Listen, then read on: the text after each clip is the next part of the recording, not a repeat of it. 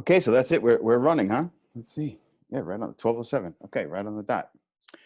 Okay, everybody, welcome to the Hofstra MEISA production panel for 2020.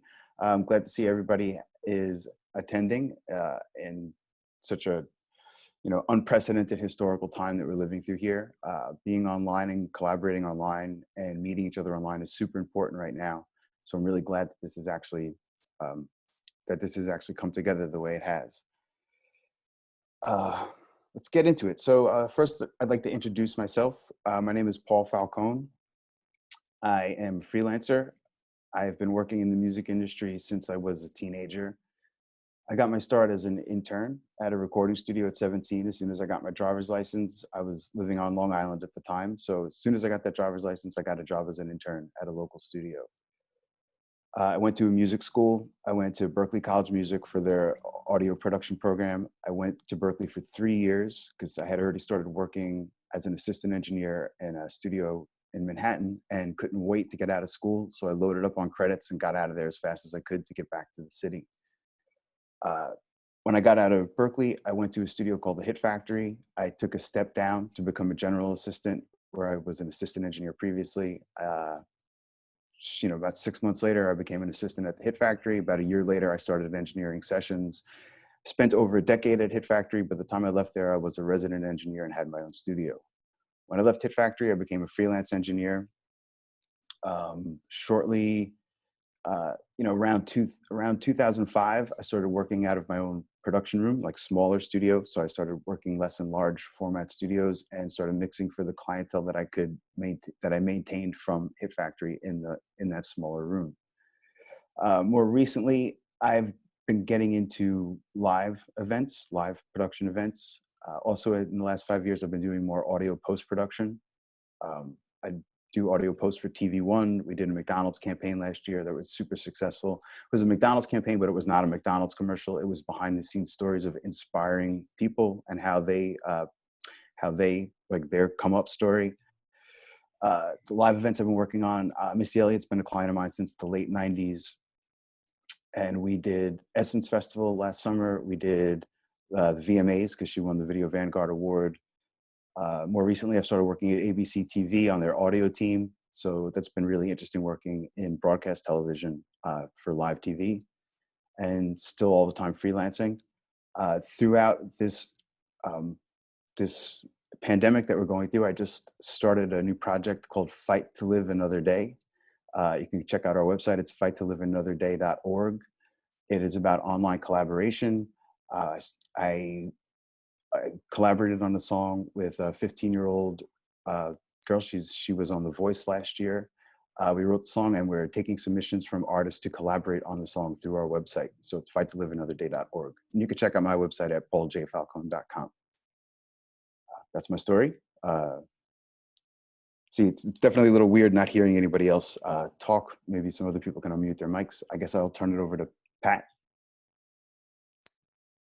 Hello, my name is Patrick Viala. I got into the music business, into music in general, just growing up a fan of music. A lot of DJs in the neighborhood, picked up DJing myself early in high school, and always had a ear for production and whatever, and started getting interested in that. Ended up going to Five Towns College in Dix Hills, Long Island. Really got into the audio engineering program there, just something that spoke to me. Ended up going to a recording studio in Long Island for the first time called Rock and Reel Studios with a couple of friends that, were into music. We just, wanted to spend some money, go to the studio, and then I was just completely hooked from there. After I was also DJing out in Long Island, where I met somebody turned out to be a really good friend, Dave Roz, who was at the time the manager at Quad. A couple of people from the DJ company told him that I was a student at Five Towns. And then he invited me down to the studio to see it and gave me an internship right there on the spot. And that kind of was the end of school, because from Times Square to Dix Hills is a pretty long way. My teacher told me, he was like, "Hey, you're doing great in the class. Like, do what you have to do. You'll get an A. Don't worry about it." And then Quad accelerated things rapidly. I had a pretty large network in the neighborhood of guys that were doing music. Good friend of mine at the time by the name of Michael Clairvoy was coming to the studio with me. Fast forward 10 to 15 years later, he turns out to be Sha Money and president of G Unit. And we started just doing a lot of collaborative stuff together. So his production and me being in the studio, meshed really well. Allowed me to meet a lot of people while being an engineer at Quad. Helped me get into the Def Jam system and work with just about everybody from, Ja Rule, Jay-Z, DMX, and this was in the mid to late 90s. Things accelerated from Quad pretty quickly, and I ended up leaving Quad in, I believe, 1998. Yeah, late 98 to become a freelance engineer. And I've been, really blessed with some of the opportunities that I've been able to work with some pretty iconic people on some pretty good records. To date, I'm the credited mix engineer on 5 Grammy Award-winning titles. And yeah, it's been really, really good to me. As of recently, I teach a class called Intro to Multi-Track Recording at Hofstra University with Professor Quinn. Turned out to be a great experience for myself, finding that I like teaching a lot more than I ever thought I would, and allows me to do things like this conference with, trying to pass on the knowledge to as many young people as possible, because I definitely was receptive to all the knowledge that I've been given over the years. So yeah, that's pretty much my story. Right on. That's great. It's great you've been getting into teaching. I think it's really important that we, give back and sort of work with the new generation of folks. Before we, sorry, just about to go on a tangent. We should probably introduce Jason first. Jason, are you here?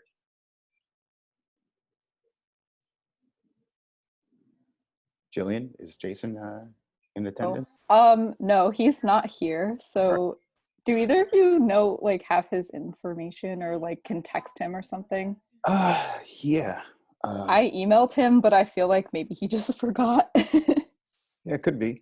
Well, I mean, I'd have to go grab my phone. Maybe let me riff on what I was just talking about with Definitely. Pat. I think that's a good starter right there. I think that in this modern age of, first of all, Pat, you would agree that we both came up as interns. We both came up in multi-track tape-based studios. To me, it was really important, the experience that I got watching other professionals work. It was great to be able to pick up, not that I would necessarily do everything that I learned from every single person, but to see the way one person did one thing, with the way another person did another thing, and to see them actually working on real records at the time. What I see nowadays is there's a lot of information on YouTube, a lot of information on message boards, and some of it I don't particularly agree with. Just because I disagree with it doesn't mean it's wrong. But then I do see some information that I think is just wrong that gets disseminated through these channels. What's your opinion of that? And how do you, because the students coming up are going to have a very different experience than you and I had, where it's much harder to get an internship now. There's much fewer studios out there. Can you speak to that? Personally, I think you're being nice. Thank you. There's a ton of trash information out there. And again, I'm speaking from, you and I are speaking from a different level of experience in what it is to be in a recording studio. We both existed way before Pro Tools. Like I was, from the era of carrying 2-inch tapes into the studio. So if your session started at 6 p.m. as an assistant engineer, we're setting up from about 4 p.m., 4:30, aligning tape machines, connecting keyboards and tuning pianos and things of that nature. So people now, they get into it because, you know, someone in the house has a Mac and there's GarageBand on it. And it's like, I think I can, you know, and there's nothing wrong with that. I think it expands the access that people, you know, have to, and it lowers the cost for you to be able to get into something like music. But I think people don't spend the time searching for the knowledge, you know, and then the people who do have the knowledge sometimes tend to keep it to themselves, you know. When we're in class, I try to make sure that I introduce my students to as much of the theory as much as anything else, and not just saying, hey, you know, use this type of plugin just because you should, you know. And the number of times I've had to tell people to do less is astonishing, you know. Like I'll see people, it's something that I have I'm a stickler for, is how people record vocals, right? And you'll see people on tutorials, they'll tell you, you know, mic pre, compressor, and I'm, why? Sometimes it's not necessary, like, you know, and it's just like people have to get back to listening, hearing what you're hearing, and then using your knowledge to affect what you're hearing, not doing something as a template, you know. And that's probably the thing that annoys me the most. But like you said, where the era that we came from, there was no template. You had to do everything from scratch. So it causes you to look at the situation very differently. Absolutely, I definitely agree with that. To speak to what you're talking about, people using something as a template, one thing I'd like to bring up is I follow this one message board on Facebook, and every time I see a message from it, I want to get off this message board because I can't believe the information that I see people talking about. Mm-hmm. But one of the more interesting comments I saw recently was someone was talking about how they utilized every trick that they learned, like on this message board or on YouTube. They're like, I did every mix trick that I learned online, and my track now sounds worse than it did when I started. And it's sort of like, well, it isn't like you learn this trick, so you do this trick, you learn this trick, so you do this trick, you learn this trick, so you do this trick, and you apply all those tricks to your mix, and now it's supposed to sound mixed. It's right. Like, to speak about what you were talking about, it's like you have to use your ears and do what sounds good. And I love the fact that you said less is more, because I keep seeing people say things like, you know, they want to apply all this stuff to the vocal, to say like their vocal chain. And right. they were talking about some you know, major, you know, producer engineer that was talking about, like, you know, when I'm mixing a vocal, it's an EQ and a compressor, and that's it. I'm not right. adding an exciter to it. I'm not adding right.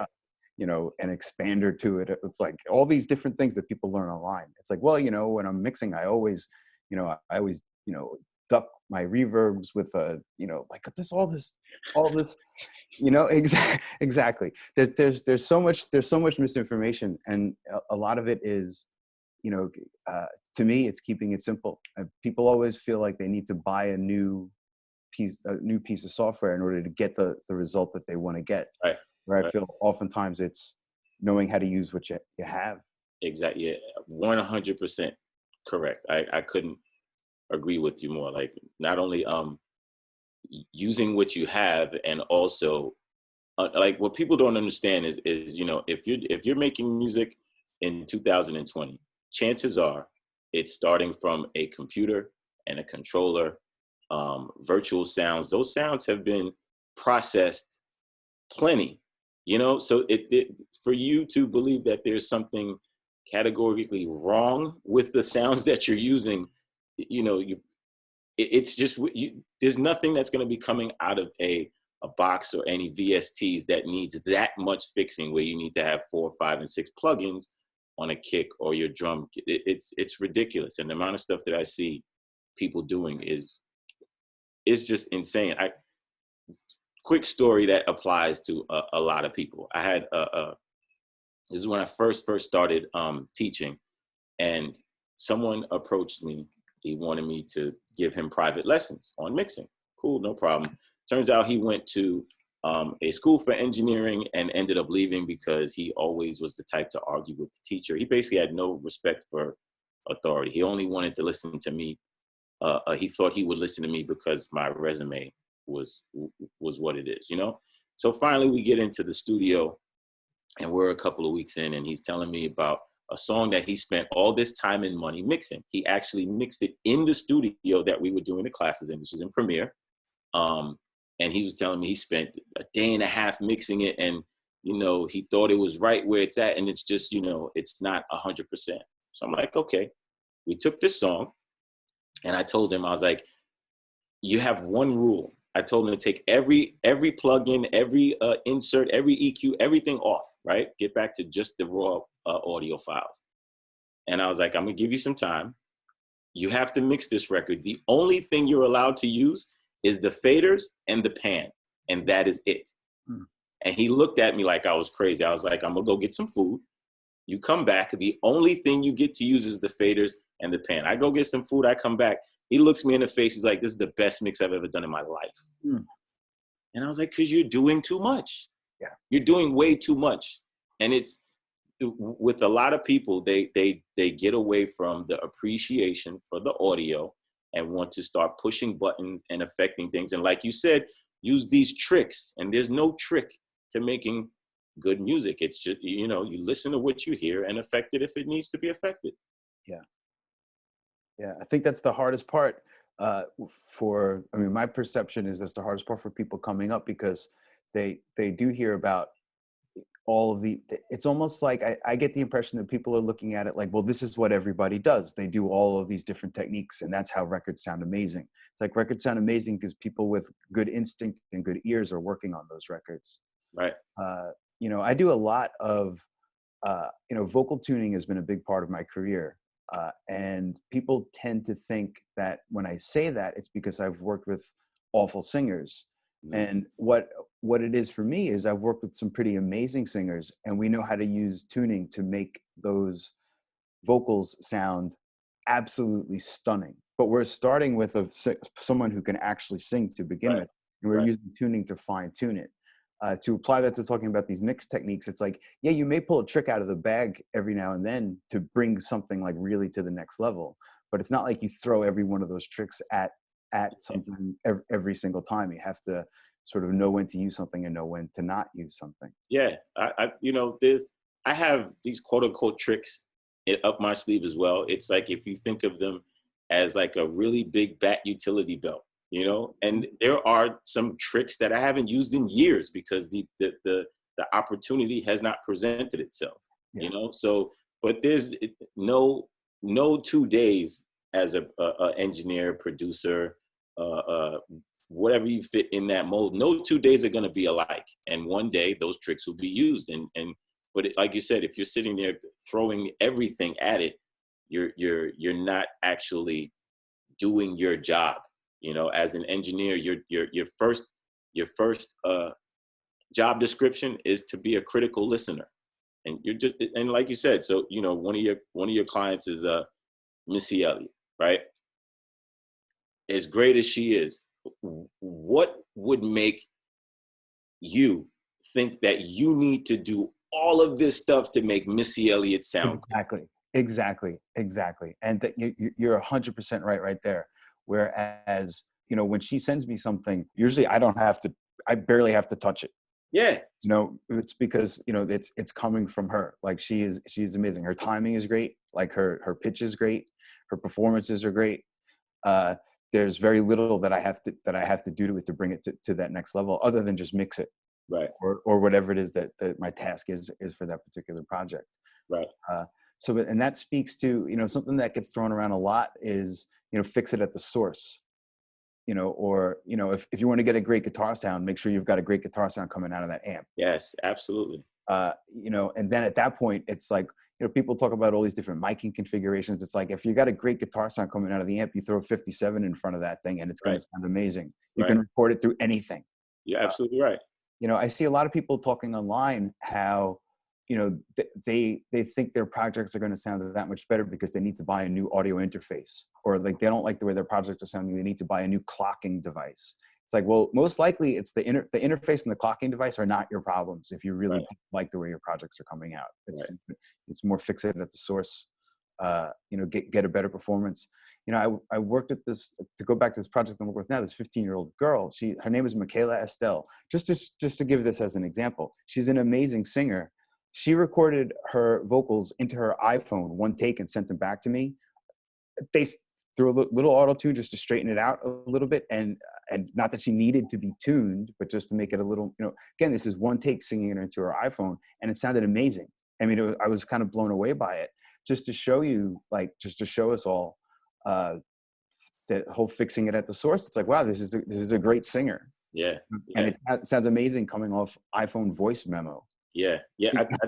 I think to speak to the point you just made, like the whole fixing at the source is everything. So even if you are hearing her through an iPhone, it's a great performance. Yeah. It might be a great performance coming through an iPhone, but it's a great performance as opposed to a crappy performance recorded, best gear through the yeah, like there's no helping that. So, yeah, it really, the number of times I've had to try to stress to people, listen to what it is that you're doing and don't expect that, they'll fix it in the mix. Well, do you think I can fix the fact that you lost your breath, that your timing was horribly off, that you misspoke a word, your pronunciation was off?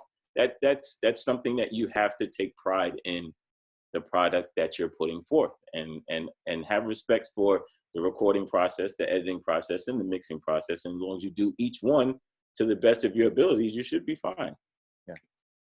Yeah, absolutely. Let's see. I love this conversation we're having. I'm trying to look through some of these questions to see if we can maybe get this. Say one. This is a really difficult question that somebody has posted, and I don't quite know how to answer it, but I'll just bring it up and maybe we can just riff about it. It says, "How would you suggest aspiring audio engineers get their foot in the door in this industry with everything going on in the world currently?" Now we're only, in my opinion, a few weeks into this sort of society shutting down. But to even maybe open that up a little bit more is, again, people were talking to me when I first got into this, how, it was, maybe there were too many people trying to come into it at the time. And this is going back to when I was a teenager, trying to get a job as an intern. But again, like, how do people even get their start in this business in 2020? When I think of the amount of internships that are even available in New York City right now compared to what there was back when studios actually needed interns, and now they kind of don't. And everything has moved to online and home studios, and people can get stuff done more at home. How do people break into it? Well, one of the main problems is the availability of positions. When we were running around in the 90s, there was literally a studio on every other block, and not a small run-of-the-mill studio, like multi-million-dollar studios on every other block. Some there's multiples on the same block. If you were on 54th Street, it was 3 multi-million-dollar studios on 54th Street, and from Quad on 48th and Unique on 46th and KMA on 50th. It's like the opportunities, and each one of these has multiple multi-million-dollar studios on every floor, right?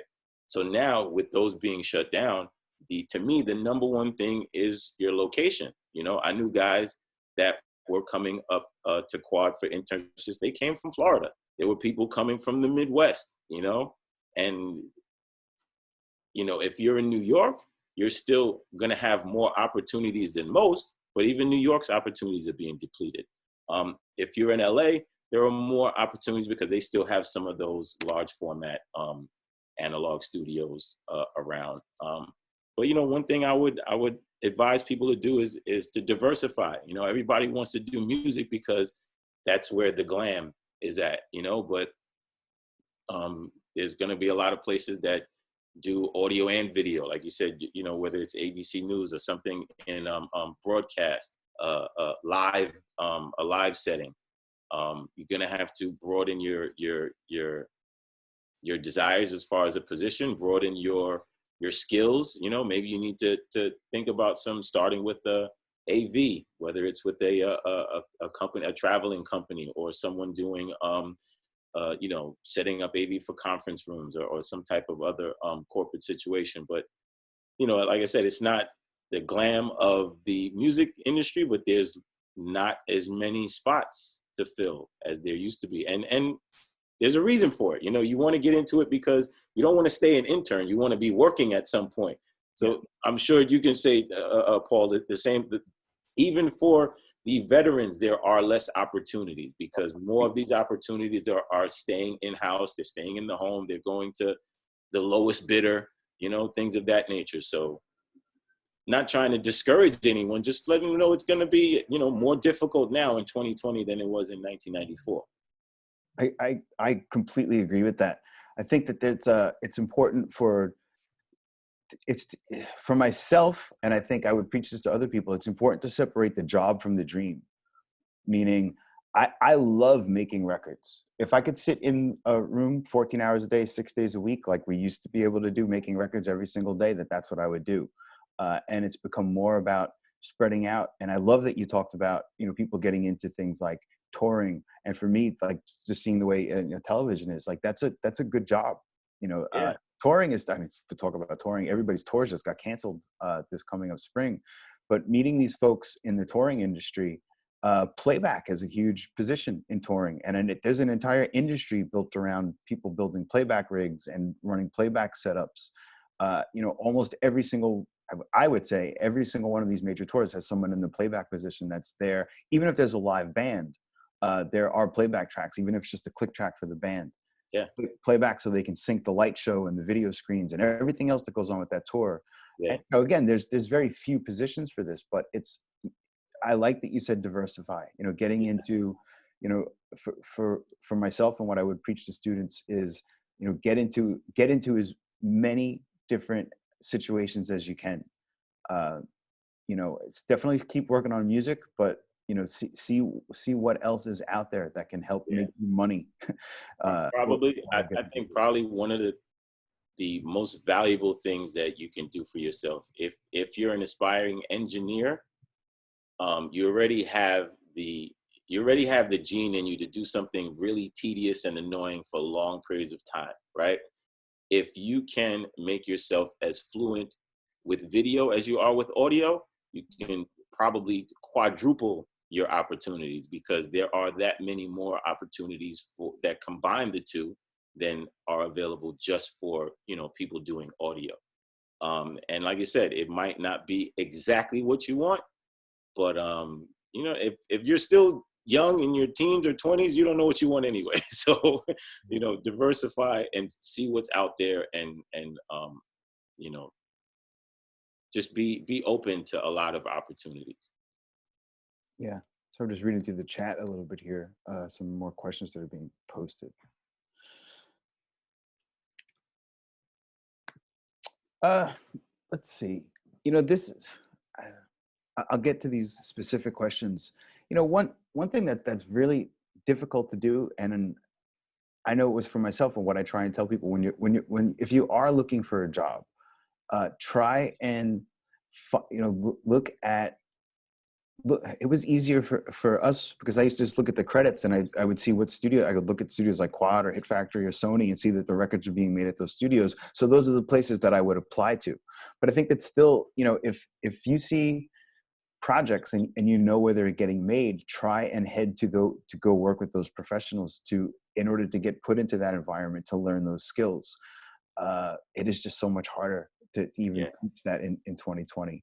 No, one thing that I would say is inherently a lot of people that do what we do, you're not usually the extroverts, you know, and that is something that if you're looking for opportunity, you're going to have to be able to speak to people, speak to strangers, people that you may feel are difficult to speak to, because it's not, you know, these opportunities, if you go on Indeed or LinkedIn, there's not a whole lot of them as compared to a computer programmer or AV work or whatever. And so you're going to have to speak to people and put it out there that this is what you want to do, whether it's on social media or going to these events. A really good friend of mine who we met as interns at Quad, and there's a whole bunch of us, and people go a bunch of different ways. And I'm happy to see that he's 24 years later, he's still doing it, and he is doing a lot of live work. So instead of being behind a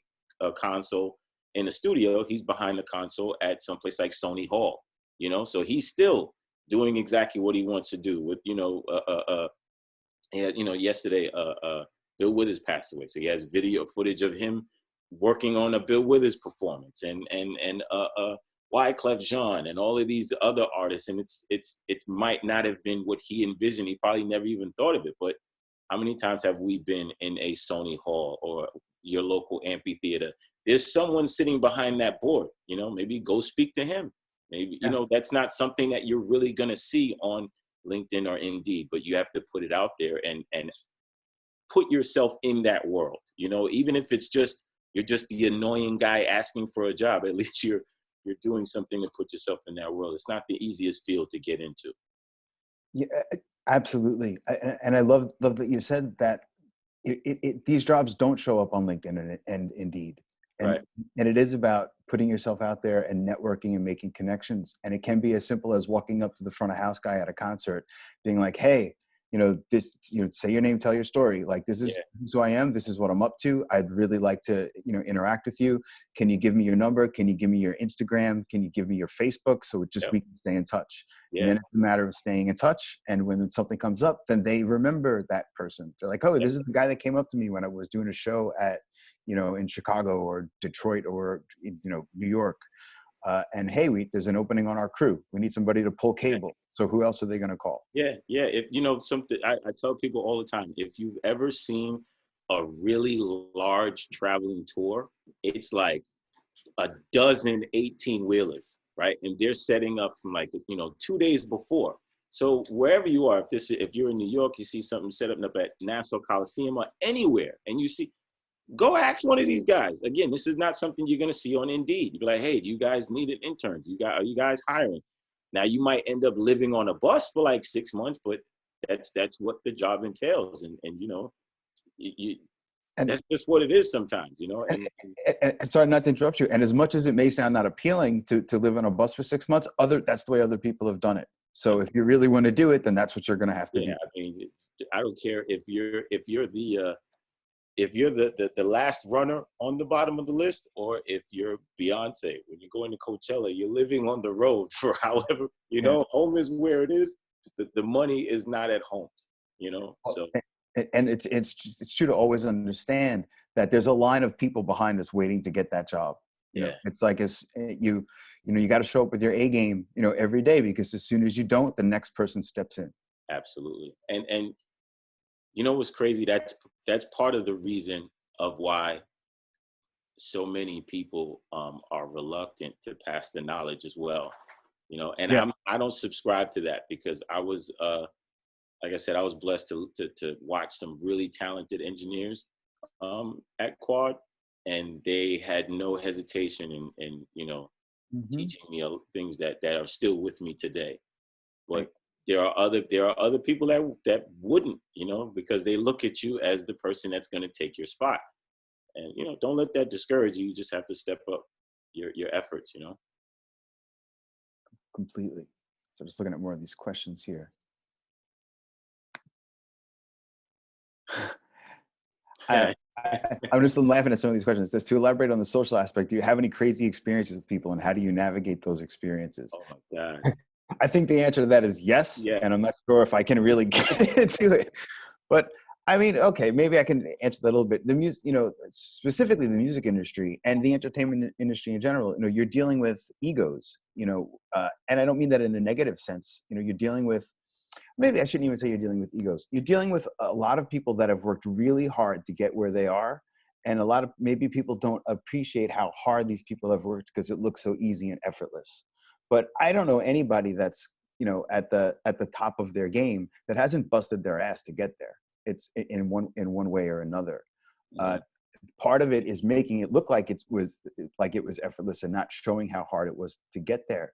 But understand when you're talking to people that, it may feel like a, like a very casual atmosphere, but understand that they worked really hard for the people need to understand that people worked really hard to get into that position and to respect that, even if it does feel really loose and social.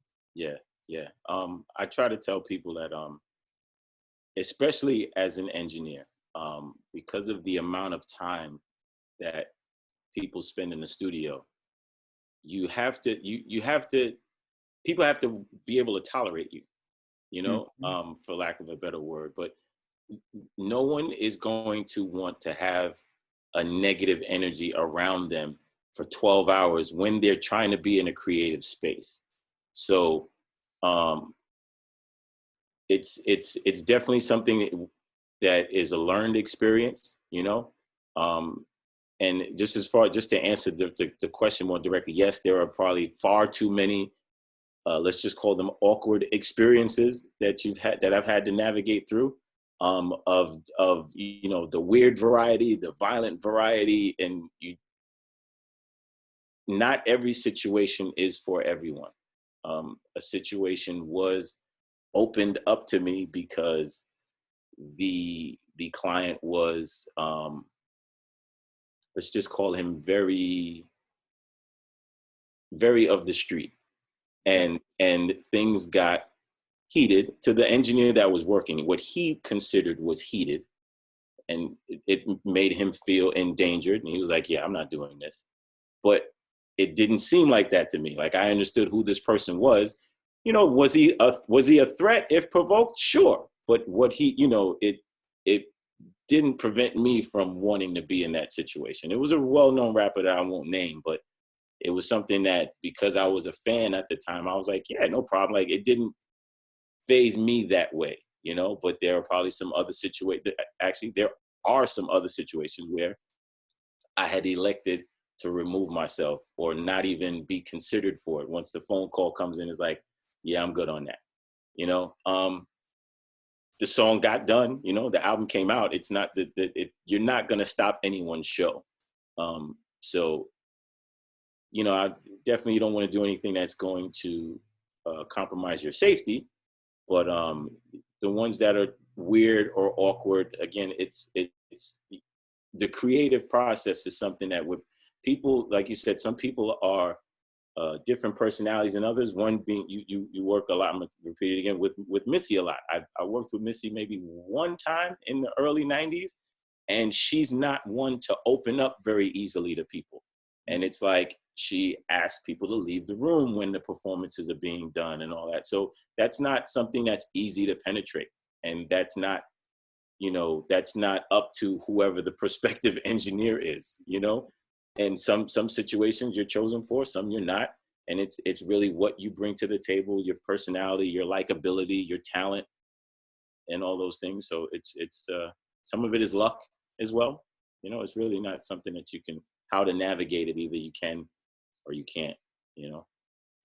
I really like a lot of what you're saying, and it's, you know,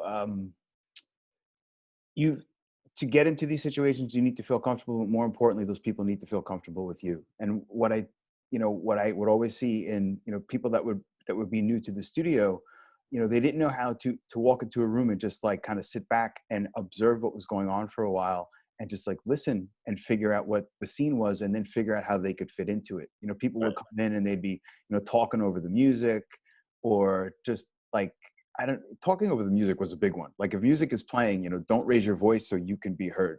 Right. Like it's, especially if you're an intern.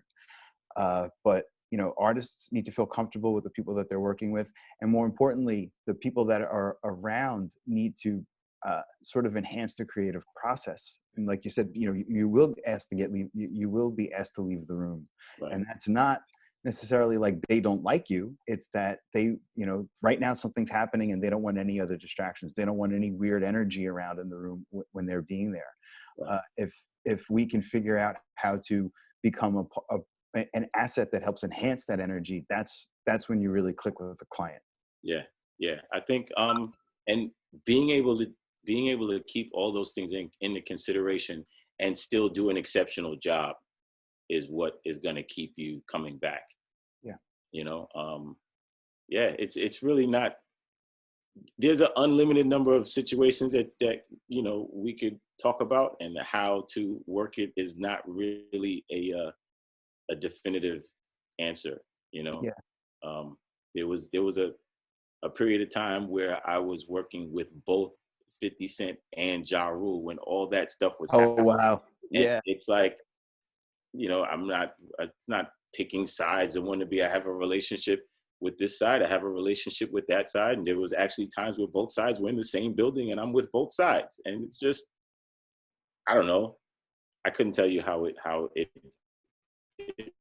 worked. But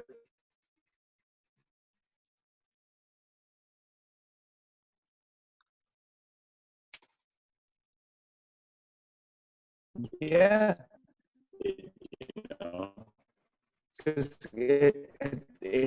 it's all about it's to from you know we have to take this is about creating art and it's about creating music right. and that's what we're about. You The know, we're not family about think, like oh, your getting part of the beef. job is cool. You know, why can't I come, I can't come through, right? Yeah. And it's like you, and you can't get caught up in the you know the glitz of it or whatever. That's dealing with burnout and being overwhelmed with the project is a good one. It, You know, it I would. It's funny because you know, back in the day when you know the sessions would be booked as 14-hour lockouts, and there were projects that they would book like weeks or even months at a time.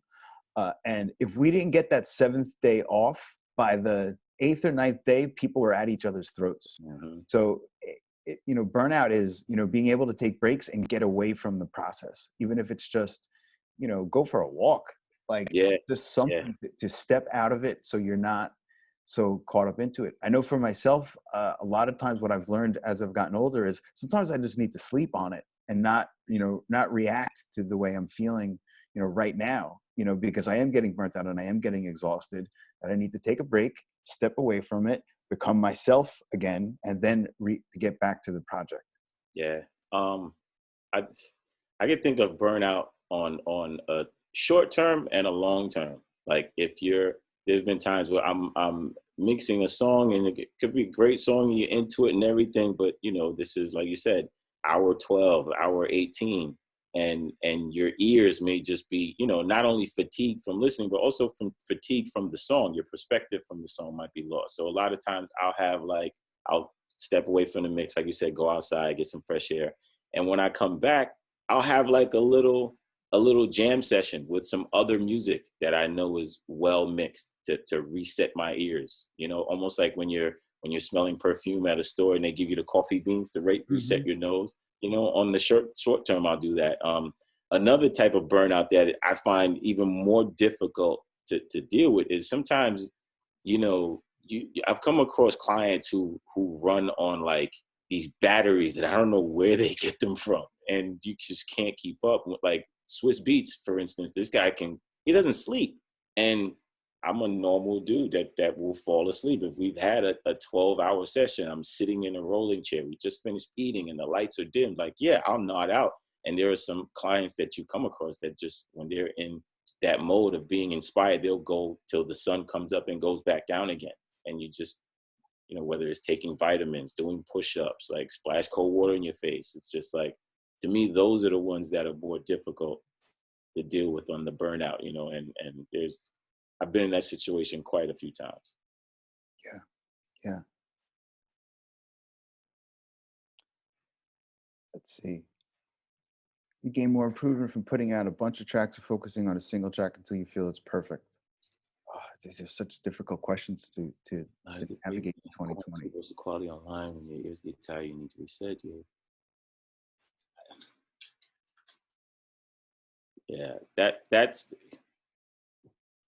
Well, you know what? I think I'm someone that is going to always value quality over quantity, Mhm. because music, when it is done right, it's going to be around a lot longer than the creators who made it. And we mentioned Bill Withers again, who passed away yesterday. Bill Withers didn't have the longest catalog of music, but when you go back and listen to, a Bill Withers Essentials or Bill Withers Greatest Hits, it's like, wow, and all of them, as opposed to, some people who have the longest library, and it's just like none of it really moves you. So it depends on what type of music you want to put out, how you want to affect people, what type of return from that you want. It's not going to be the same for everyone. Yeah. I mean, Lovely Day is going to be, it's going to live forever. Yeah. And that's just talking about one. Just one out of a bunch. But so people can get focused on working on one track, over and over. I do think it's important to work on lots of ideas. In a certain way, it's a numbers. There are some people that can write a hit song every single time they write a song. Other people, it's every 10 songs it's a hit song. Other people, it's every 50. Other people, it's every 100. So you do have to work on lots of ideas. In today's environment, it's easy to put music out. So you can't get caught up in just releasing a ton of music. It's important to release your best stuff and to the best quality that you can do it. Yeah, I think, piggyback on what you just said, the ease of, technology's made it so easy for someone to quote unquote release music. I think it's actually a bad thing. People are not able to evaluate whether or not they're in a position to release music. Just because you're doing something, and you've recorded something, you've pressed save, it could just be for you. This could just be a stepping stone in your evolvement as an artist. And too many times I see people who are 6 months into their dream of being an artist, and they have a ton of stuff on a SoundCloud page. And the problem is, if you ever do become someone, comparable to your peers, or someone comparable to who you're a fan of, guaranteed those things that you put in your first 6 months of being an artist, you're not going to want out there for the world, unless you're a child prodigy, unless you're the next Stevie Wonder, and, you just come out with amazing stuff. And that's just not realistic in creating music. It's true, because you will be judged by it as if it is the biggest song in the country. Your song will be compared to that. Like the public is not going to make excuses for why it isn't at that level. Exactly. It's something something that is important about when you're creating music, and we talked about this briefly before the conference started, is just because the people around an artist are telling them this song is great, like, you're great, we love the song, we love your voice, once it gets out to the general public, they're not going to have the same opinion that your family and friends are going to have. And I tell people that music is a competitive sport, and that when you're writing music, understand that you're writing music for the rest of the world. Or when you're working on music, you're working on that music so other people can enjoy it. If you're writing songs for yourself, that's great. Write songs for yourself, but understand that the point of music is to get it out to the general public, and the public has to like it. Exactly. Yeah. That's I see a lot of people that if someone tells them they don't like their song, they don't see it as constructive criticism. They view it as a personal attack. It's not a personal attack. It's constructive criticism. Right. Especially if the only people that are telling that artist that they like their song is their close friends and family. They need to understand that it's about getting it out. Even if maybe you do want to get it out, to social media in a certain way, but not try to treat it as some major release. Just to get feedback from people, and use the feedback to up your game. Use that feedback to make it a better project. I think I'm looking at the questions in the chat. What you just said pertains to another one. Looks like Kaylee 10 asks, what are you doing what are you doing today? You're frustrated. She goes and says, with things being so competitive, any advice on how not to doubt yourself or compare yourself to others? I say you absolutely should be comparing yourself to others. You should, like it, for me, if you have high aspirations, compare yourself to what you would like to be. If you're a singer, and you like, someone like Christina Aguilera, something comparable to what you feel like you're trying to achieve. It doesn't make sense for you to compare yourself to someone that you don't respect their talents, or, so maybe not beating yourself up about it. It's not about comparing yourself to their return of the music that they create, but if, definitely compare yourself from a talent level, evaluation level, to say, okay, maybe I'm not where I want to be. What do I need to practice? Do I need to get a vocal coach? Do I need to take piano lessons? Should I, add more in my marketing side, my education side? But there's nothing you're going to do in the music business that hasn't been done already in some way, shape, or form. And educating yourself on what successful people have done before is only going to be more of a value to yourself. Yeah. To bring it back to the athlete analogy, you can have, if there can be one superstar athlete and there's, other athletes on that team, it's like, well, what did that person do to get that good? Yeah. Did they put in the work, at like, practicing longer than everybody else? Some of it is natural talent for sure. Yeah. But then there's the work ethic behind it. And then it's also figuring out your position on that team. Yeah. Like who are you and what are you going to bring to the table? Not everybody is cut out to do the same thing. Sometimes, I know even for myself, there's it's figuring out what position I should be playing on that particular team. Right. Now you're right. And I know I've come across artists whose trajectory looked something like a LeBron, a phenom from, junior and high school and a Sports Illustrated cover. We've seen those artists who the first time anyone sees them, it's like, oh my God, he's going to be the next great thing.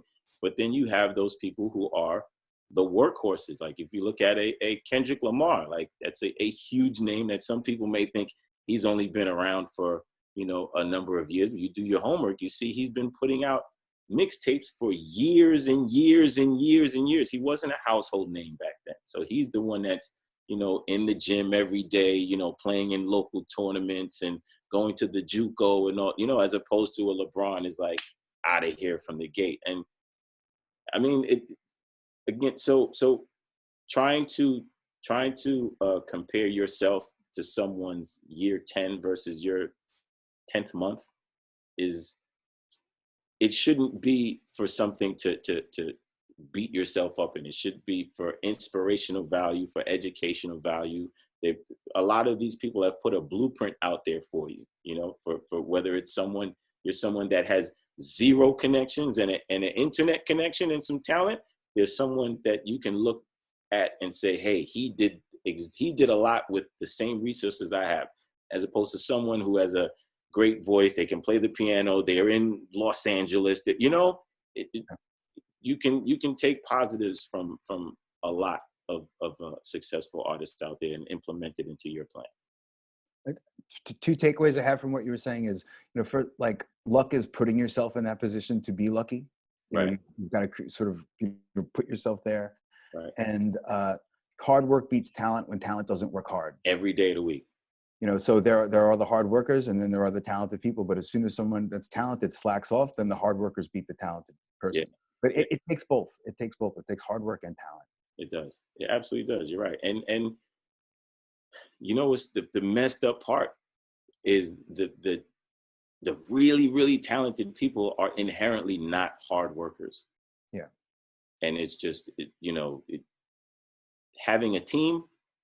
Thank you. Yes, the team. It is. Sorry, go ahead. I got excited when you said that. Yeah, that's having the team is all of it. Someone to keep you on your toes. Someone to keep it 1,000 with you, not tell you what you just to caress your ego. It's like the hard work portion of it, the administrative side of these things, it all matters. The marketing nowadays is probably, unfortunately, more valuable than the talent, you know. But without some combination of both, good luck.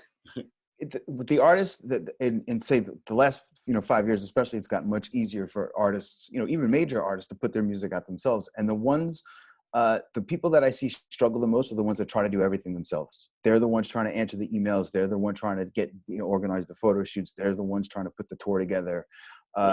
Whereas if you, as an artist, if they can collect a team of people around them, I have a friend who's general manager at a label.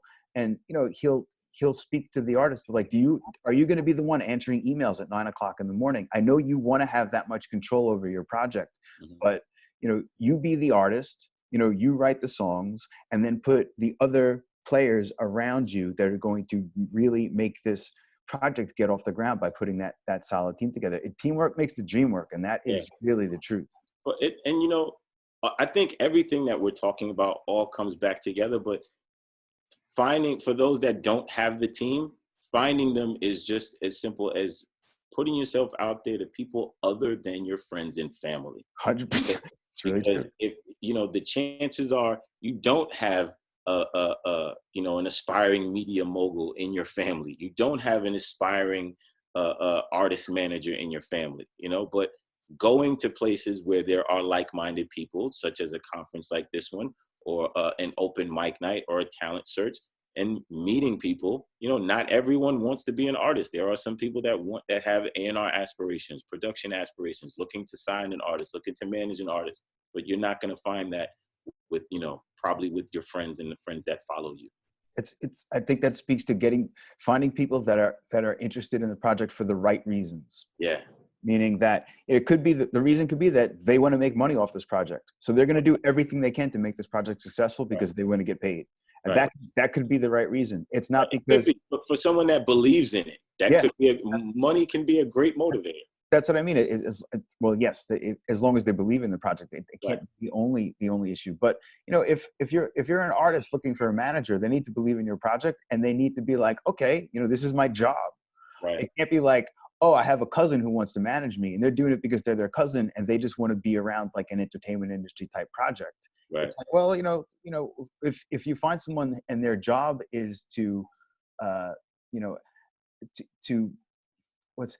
I'm using this word, and this word has a negative connotation, but you'll see this in contracts all the time. Their job is to exploit the project into the best ways possible. They're there to get the artist on tour, get the artist into television commercials, to promote the artist in every way possible.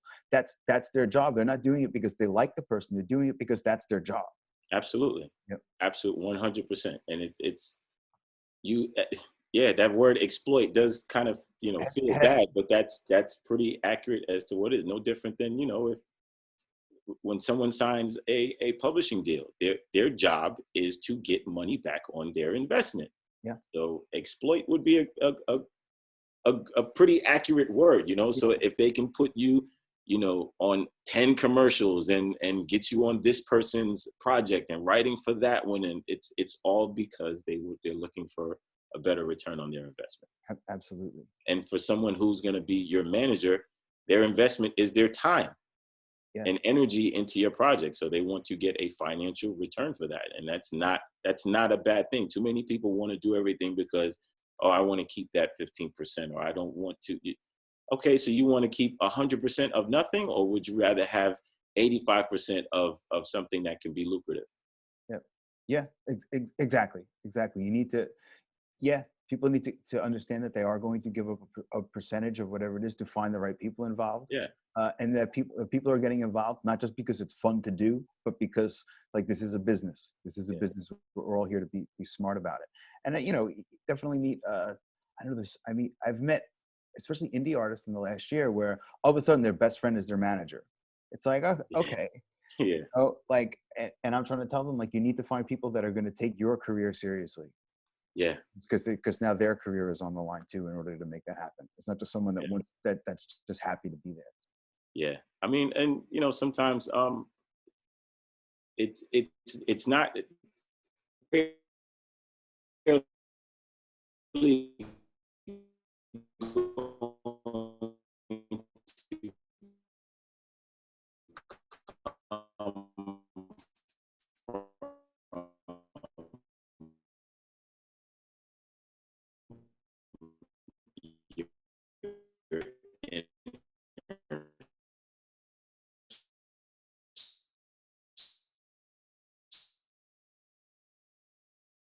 Doing enough time here. Is there any pertinent questions? Like, there's one I see someone asked, I don't know if they're still around already.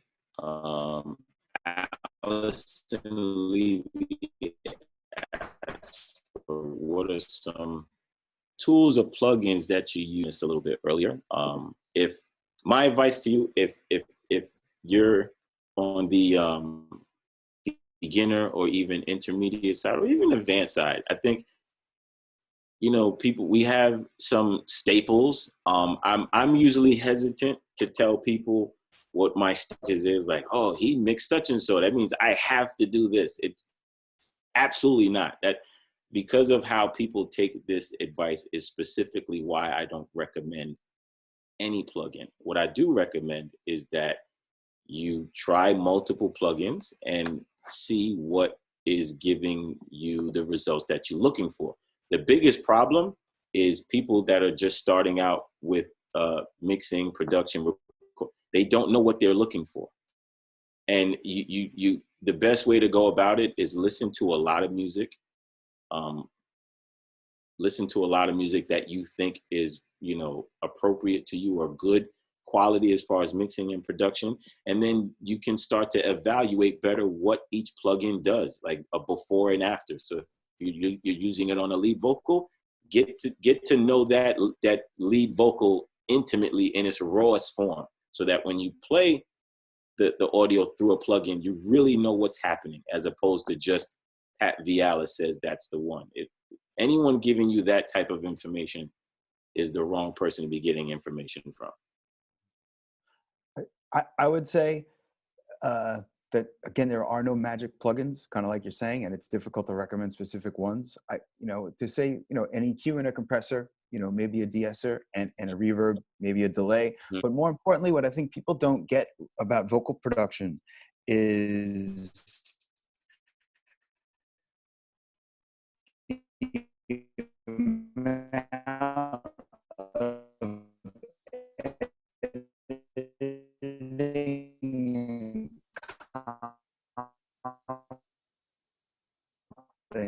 that make it done on a lead vocal track. That it's not always about, you know, being able to sing the song from the beginning to the end in one take. It's about taking the sonority.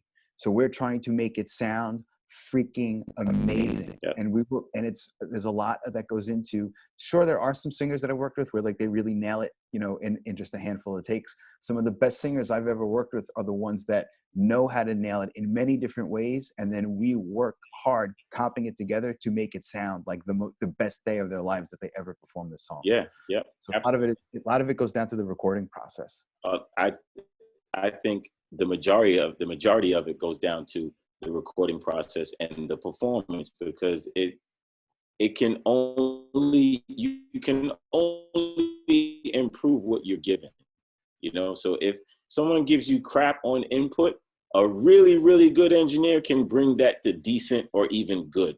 Crap is never going to be great. You can get good and be great and beyond great, but crap maybe your highest expectation would be all right or good coming out. I know we got to wrap it up, and you know, to speak to what you just said, I think this is a great way to end it. You can't polish a turd, but you can roll it in glitter. There you go. You're absolutely right. 100%. 100%. Right. So thank you guys. Congratulations, you guys are awesome.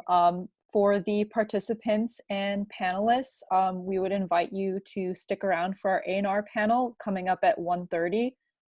We're going to be doing a live student submission review, so feel free to come on over. And at the top of the chat, I posted the mentoring sessions form. if any of you guys want to talk to Pat or Paul in a one-on-one setting, make sure you guys fill that out. Okay. Awesome. All right. Thanks, Bye, guys. Thank you. It's great to talk to you, Pat. It was really awesome talking. Yeah, good talk to you, Paul. Take care. Talk to you soon.